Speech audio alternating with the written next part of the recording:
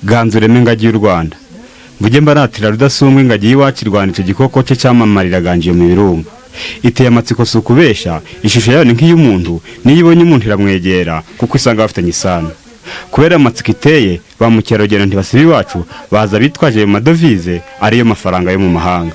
uko gusura izo ngagi zacu byongera ubukungu bw'igihugu cacu ndetse si ukongera ubukungu gusa zinatuma tumenyekana mu mahanga ariko rero abanyarwanda hari n'inyangabirama muri iki gihugu aribo barishimusi mutayobewe bahohotereza inyamaswa abo ngabo tubamagane abo tuzi ntitubahishire ejo batatumaraho uwo mutungo